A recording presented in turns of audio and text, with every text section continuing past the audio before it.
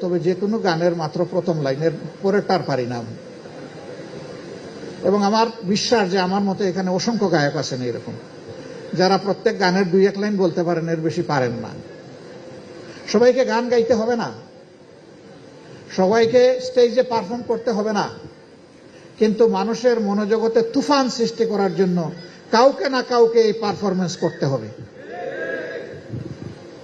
আমরা চাই স্বশাসন নেতৃত্বে সেটাই হোক। জাতিকে বদলানোর এই উদ্যোগ তাদের মধ্য থেকে আসুক। আমি জানি না আজকে যারা পারফর্ম করছেন তাদের জন্য কোনো পুরস্কারের ব্যবস্থা রাখা হয়েছে না। তারা পুরস্কার অবশ্যই পাবে আল্লাহ তাআলার কাছে। সকল মানুষ তার ভালো কাজের জন্য একটা পাওনা পাবে। দুনিয়ায় উৎসাহিত করার জন্য তাদেরকে দেওয়া যায়, যদি ব্যবস্থা হয়ে থাকে ভালো, না হয়ে থাকলে এটা পোস্ট ফ্যাক্টও করা যেতে পারে। পরেও যারা ভালো পারফর্ম করবেন তাদেরকে আরো উৎসাহিত করার জন্য কিছু তারা করবেন, এটা আমি প্রত্যাশা রাখি। এখানে গার্জিয়ান যারা আছেন তারা ক্লেপ দিয়েছেন,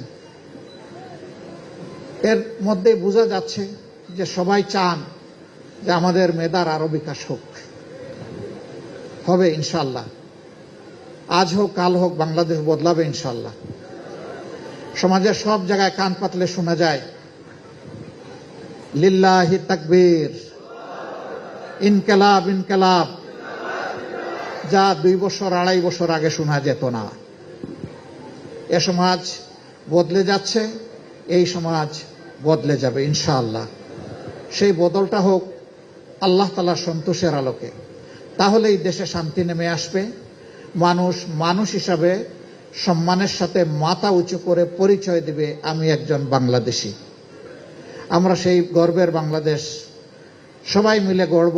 জাতিকে আমরা বিভক্ত করতে চাই না। জাতিকে যারা বিভক্ত করতে চায় তারা জাতির দুশ্মন। আমরা সেই দুশ্মনে পরিণত হতে চাই না।